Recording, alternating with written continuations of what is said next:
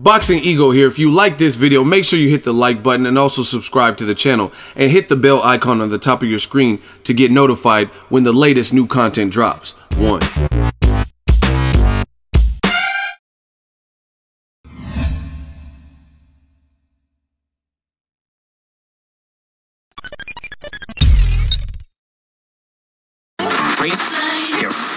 But I mastered that style. It's like the 5 deadly venoms. So all he had to do was get next to a nigga like that, and he could destroy him. Believe in that, for real. We plan to take the same strategy we use with Death Row West, mind over matter, taking all our weaknesses and making it into our strength.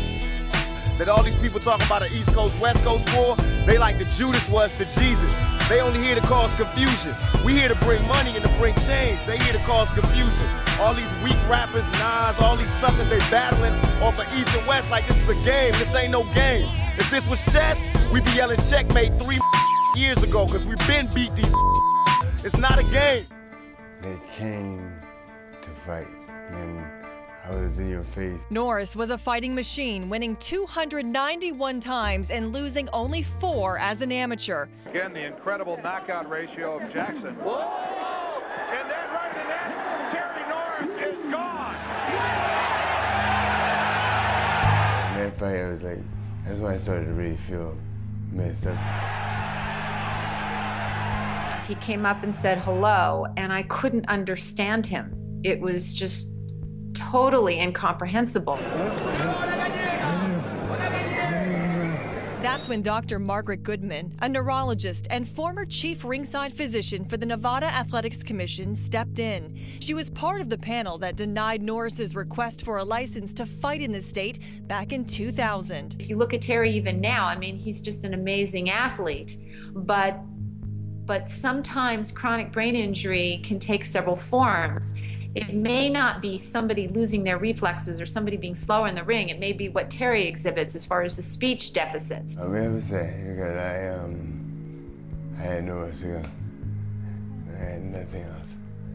Now at the age of 46, Norris is facing the biggest fight of his life, the one with himself. He has Parkinson's-ism. His coordination is off. It's balance, rigid. His muscles are, rigid, and he's so muscular and lean, but that's because his muscles are always contracted. What up, Fight World? It's your boy Ego, and I'm back with some more boxing. Make sure you smash the like button.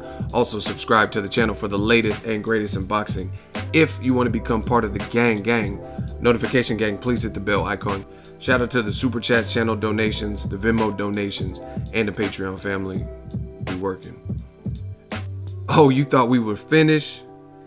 New media, aka True Media, is back in business. Now, you've seen the clip of terrible Terry Norris, and I gotta continue talking about this because, to me, statements have to be corroborated, either proven to be truthful or false. And Abel Sanchez, Golovkin's trainer, in promo for Canelo Triple G, he misrepresented the sport of boxing by saying some falsehoods from my view. That's my honest opinion. And he made a statement most of you guys have heard by now because you guys be on the videos and see who's posting what. And during this Canelo versus Triple G 2 press conference, right? They were doing a little red carpet or whatever, and Abel Sanchez, Golovkin's trainer, said something very interesting. They asked about his statement saying Canelo started the fight or began the first fight with Triple G as a Mexican, and by the fight's end, he ended up as Floyd Mayweather. Tom Loeffler also did an interview where he's talking about these comments made by Abel Sanchez, and they think it's cute, they think it's funny. Haha, you started as a Mexican and you ended up as Floyd Mayweather. So while being asked about this, Abel Sanchez almost digs himself deeper into a hole, and they said, hey, we know you weren't trying to say anything good, but this, that, and third. And Abel Sanchez goes on to say that black fighters fight in a style that is not appeasing or pleasing to the fans. As a result, they do not sell, which is a wide, broad generalization, which everyone knows is also called a stereotype. You cannot make and infer these types of things even in the world of boxing, it's just, it almost reminds me of some stuff that Trump says. Like, oh, Muslims, we got to get them out of this country. You can't say all Muslims or terrorists or this and that. You know what I'm saying? You can't make broad generalizations like that. You can't say that black fighters don't sell. And like, I mean, the whole statement was ludicrous if you do the fact checks, because historically black fighters from Muhammad Ali, Mike Tyson, obviously this generation, Floyd Mayweather, have sold. And Floyd Mayweather holds majority of the records in the top 5, right? So where are you getting this, that black fighters fight in a style that's not pleasing to the fans, and people want to watch this style, this action style, this quote-unquote Mexican style, even though there is no Mexican style. Not every Mexican fights one way. I've seen Mexicans fight with heart. I've seen Mexicans give up in fights too. You know what I mean? Look at Victor Ortiz. He's quit on numerous occasions. You can't not claim him because you don't want to, because you think it's a disrespect to the heritage. You know what I mean? Victor Ortiz is Mexican, Mexican-American, and the fact is he hasn't finished all of his fights nobly. You know what I mean? He's kind of looked for a way out, and we don't have to list him because it's not about Victor Ortiz. So again, I think it's irresponsible for Abel Sanchez to have said something like that.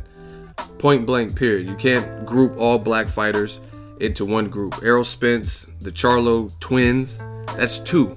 That's not even just one fighter. You're getting 2, and they both have an action style. James Kirkland, who fought a guy you're about to fight, Canelo, and got knocked out as a result.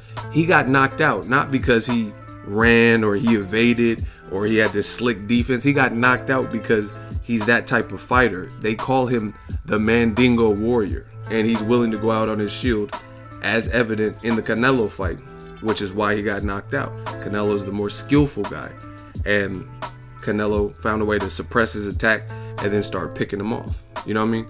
So as a boxing trainer, somebody who's on a major press tour or whatever you want to call it, I think it's irresponsible to make generalized statements like that.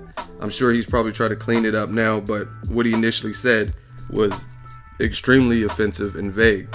And one of the people he mentioned was a fighter that he trained, and somehow he gave himself credit for this fighter's ability. I mean, that's great. You could be the best trainer in the world, but the fighter has to possess a natural, innate ability. But whatever, trainers do help the fighter. I have no beef with that.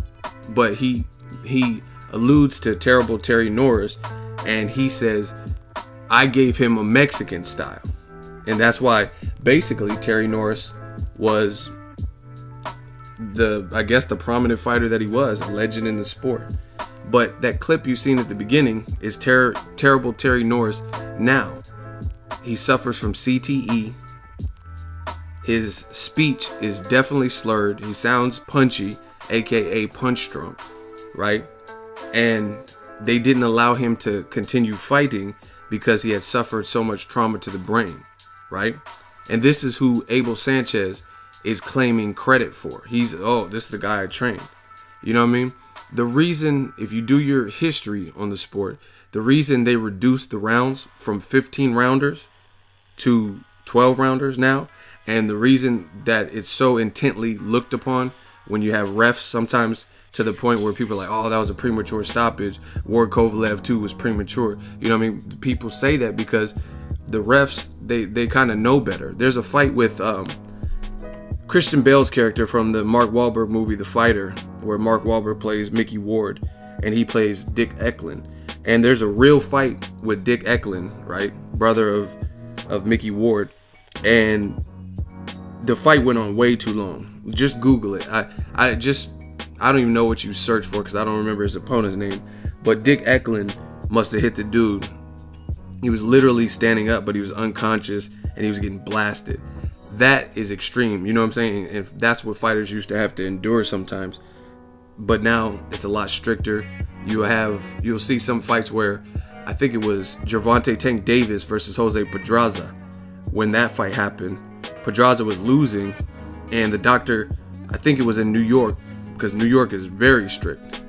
The athletic commission in New York, very strict, but they kept checking on him. Are you okay? Are you okay? And he was clearly losing to a powerful southpaw, Gervonta Tank Davis, but it wasn't like he was on death's door at that point. You know what I'm saying? To the point where they would question stopping it. But that's what you get with a lot of the athletic commissions now. They don't want to take any chances. You know what I mean? There's a fighter that just recently died from the UK, and he won the fight. He won his fight, but I guess he didn't make it, taking some of those punches and accumulation, and he was the winner of a fight. So we've seen it time and time again. And like I said, you look at terrible Terry Norris, he has definitely slurred and impaired speech. Action fighter, gave everything he had in the ring, and this is who Abel Sanchez is taking credit for. And in the process, he's insulting guys like Canelo for basically being a runner, comparing him to like black fighters that don't sell.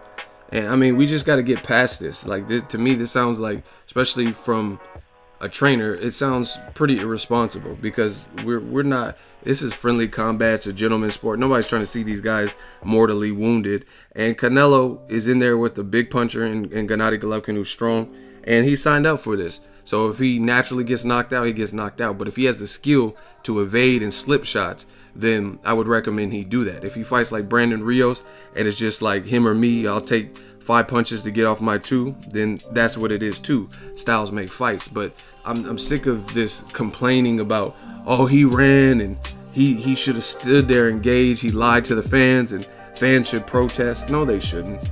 Fans should. And I was at the fight. I was in the T-Mobile Arena, actually in the arena, covering the fight. And I don't think that anything about this fight was particularly boring. I watched tons of boring fights. I don't think Canelo versus Triple G was boring. You could say, oh, it wasn't Hagler Hearns or something, maybe it was compared to, but it wasn't boring. You know what I mean? It was a tactical fight with 2 elite level middleweights, and Canelo has this resume. Golovkin's last couple of fights were good resume builder fights for him, and then they met, and it's a conflict and the contrast to styles. But we got to get past these very casual talking points. It's no longer cool.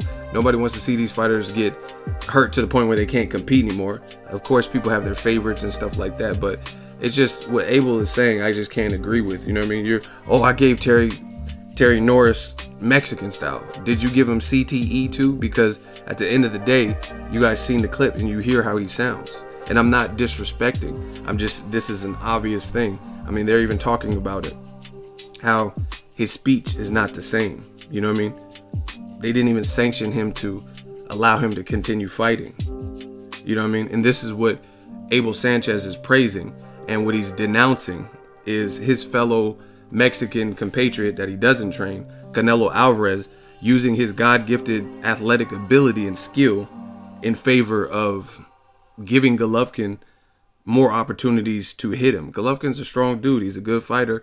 I wouldn't recommend anybody just stay in his wheelhouse and, you know what I mean, slug it out unless you're that confident in your power and your ability. So, I mean, all this like Mexican style and machista, that stuff, that's not boxing, you know what I mean?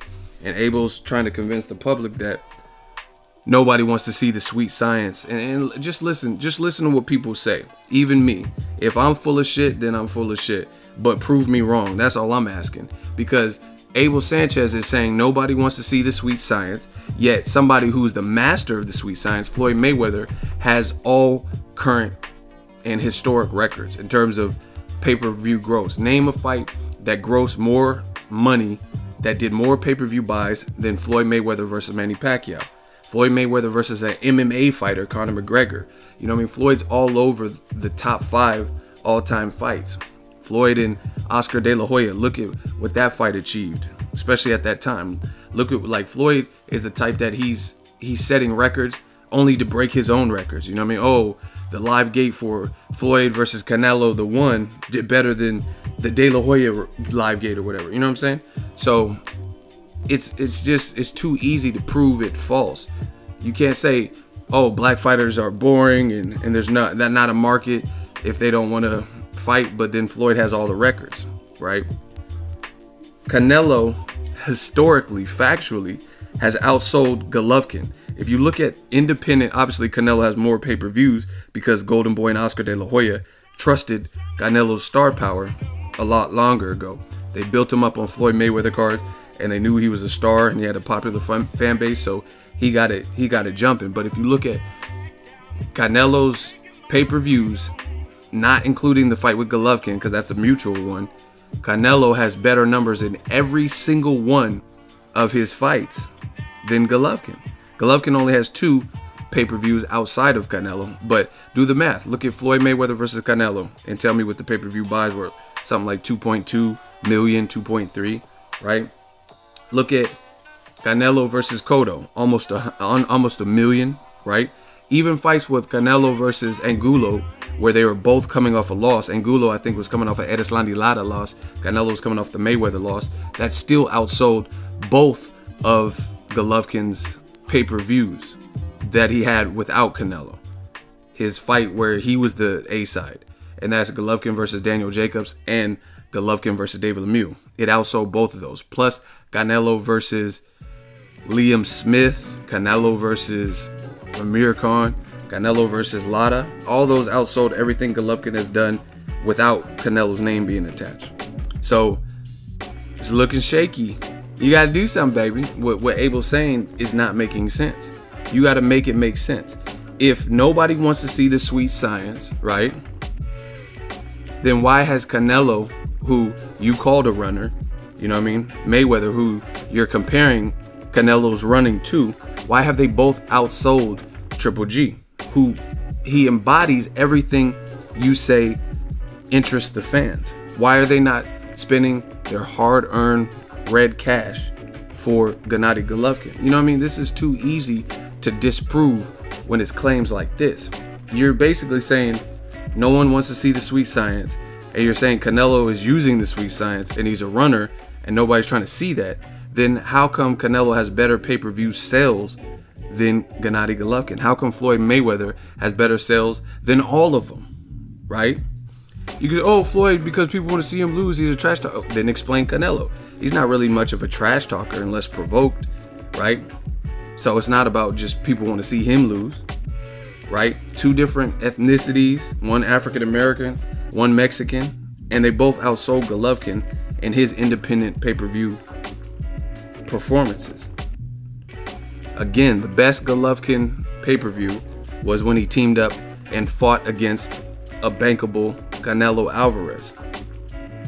So either way, this stuff, it doesn't make sense what Abel Sanchez is saying. Somebody in the comment section, if you agree with Abel Sanchez and what he said with this whole situation, just explain to me how that makes sense.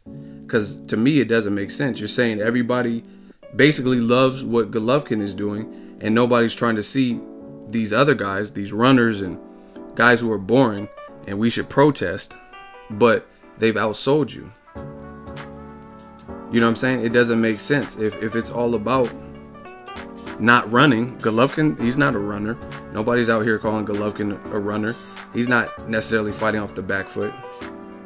But at the end of the day, Floyd and Canelo, guys who embody the style that people don't like, according to Abel Sanchez, have both outsold Triple G in his outside pay-per-view events that didn't include those guys. And then as far as, like I said, with Terry Norris, I mean, just look at the man. His speech is forever changed, and it's crazy. I'm not trying to see these fighters go out like that. I love boxing and entertainment as much as the next person, but like I said, if you have a defense, use it, point blank, period. Egoveli the Don, and that's it. And I know you can't prove me wrong, so don't even try. Make sure you smash the like button as always, hate, comment, and subscribe. Till next video, is Ego signing off. So if you enjoyed this video and want more content like this on the channel, you can show your appreciation by going to the PayPal donate button or the YouTube support button, and you can donate any amount that you feel is equivalent to the value of this video. Much more to come. Thank you guys for your support. Boxing Ego, the future of boxing.